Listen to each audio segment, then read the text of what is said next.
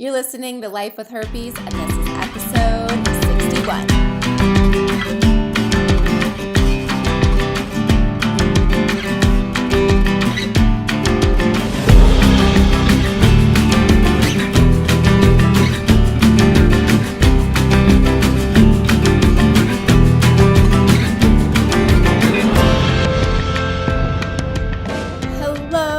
Hello. Welcome to today's episode. I am your host, Alexandra Harbushka.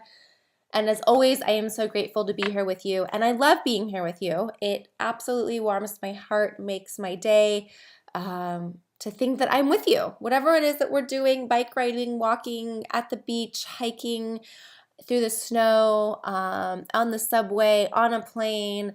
Maybe you're traveling to someplace exotic. I don't know what you're doing, but that's awesome that I am here with you. So thanks for taking me with you.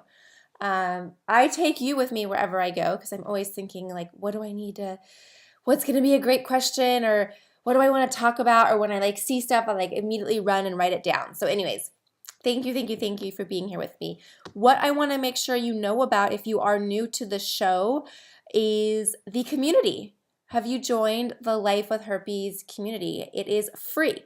It is awesome. It is cool. It is what I wish I would have known had I just been diagnosed. So it's like a pay it forward to not a pay it forward. It's like thanking my future self or thanking my past self. It's for my past self. I guess I don't know what I'm trying to say. It is what I wish I had when I learned I had herpes. So there is a community. This is huge. This is a private community. It's over in Slack. It is chitty chatty. It is people helping each other, having breakthroughs, opening up, being vulnerable, and sharing their stories. So it is so great over there. Also, I have promo codes for my toolkits as well as the coaching. I have it for the one-on-one coaching, the group coaching, all sorts of fun stuff over there. So if you join, you get all of that free stuff and ebooks. Oh, I forgot I have ebooks too. I got it all.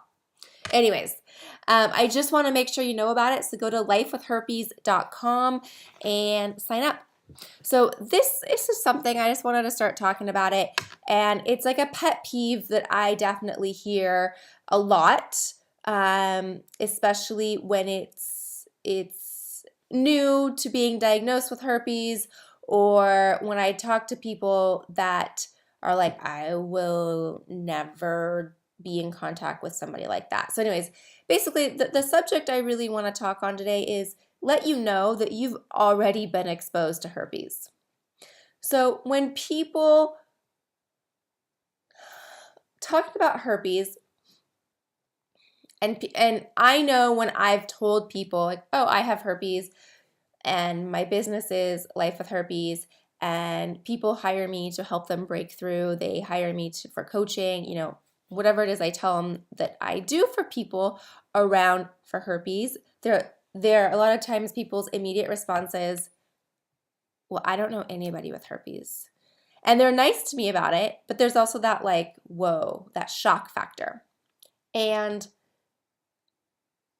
if it's appropriate, I let them know, hey, you've already been exposed to this. This is nothing new. If it's not appropriate, if it's just over the dinner table, I just let it go and let people know. But one of the things I really want to make clear that that I know, that when you talk to people you're dating, this is huge.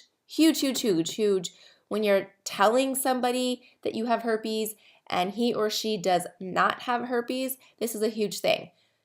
Let them know you have already been exposed to herpes. And here's why. So according to the Center of Disease Control and Prevention, the CDC, 1 out of every 6 people between the age of 14 to 49 in the US has genital herpes, right? This is in the form of HSV1 and HSV2. HSV stands for herpes simplex virus, all right? Now, there's a lot of people with this, 1 out of 6, okay? There's people that don't have symptoms, okay? Now, what does that mean? It means you're asymptomatic. That means that you have had an outbreak of some sort, right? In order for you to have the antibodies in your body, you've come in contact with the virus, you've had an outbreak of some sort, your body has done its fighter T cells and all that fun stuff, you've created the antibodies, you've done a blood draw, or you've been swabbed with a lesion, and your test results have come back and said, hey, you have herpes. Now, in my case, I have HSV1. I have oral herpes as well as genital herpes. I have HSV too. My oral herpes, I have never had an outbreak. I had my first outbreak, and I have not had one since. And it's been 14 years. So I am asymptomatic for oral herpes. Am I a carrier? Yes. So what does that mean? Anybody that I've come in contact with, that I've shared a drink with, that I've kissed, that I've come closely with, has been exposed to the virus. Now, that virus had to be shedding. The virus had to be, I would have to be in a lesion sort of virus or a lesion sort of state for me to pass it, right? But in general, anybody I've come in contact, they've already come in contact with this. So that's huge, right? That's really, really huge. Now, the World Health Organization says that 67% of people in the world under the age of 50 have type 1, HSV1. 67% of people in the world. That's a lot, okay? 11% have type 2. So as far as this whole herpes scare and keeping it, genital herpes and oral herpes, the thing is oral herpes is not a stigma at all. Genital herpes is the stigma.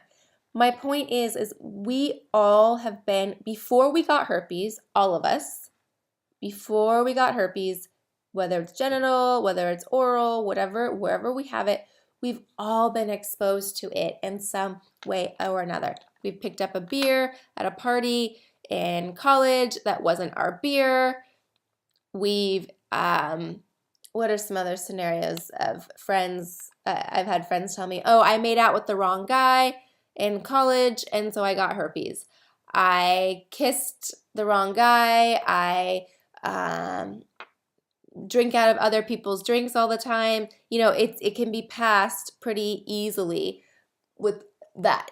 Or I was kissed by my grandmother as a young kid, and now I have herpes. I was kissed by a parent as a young kid, and now I have herpes. I was sharing a juice box with a kid on the playground when I was in kindergarten, and now I have herpes, right? So we talk about our story of getting oral herpes, meaning, guys, what I'm just trying to say is we've all been exposed to it, and it just shows up when our immune system's down, when we're caught off guard, and when our body's like, okay, I'm ready for it, let's go.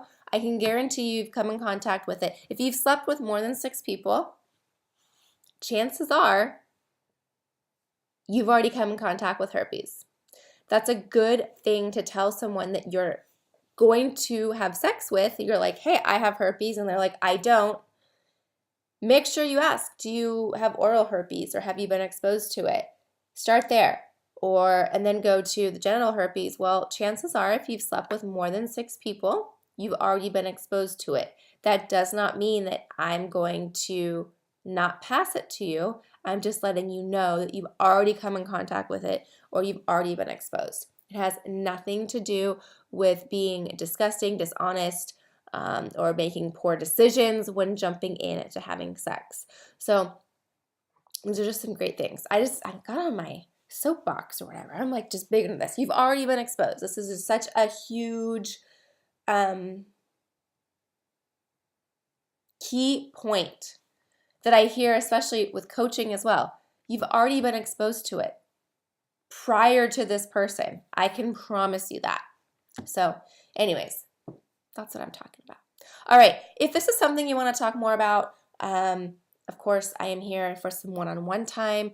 Go to lifewithherpes.com. If you're not a member, become a member because you get discounts. I give promo codes for fun stuff like that. Also, ebooks, free shit. It's awesome. Thank you for being here, and I will see you soon, and keep sending your questions. I love getting them, and I'll get on my soapbox, or I'll just get going on these things. I'm like really fired up right now about this. So anyways, I'll talk to you all soon. Thank you for being here, and I'll see you soon.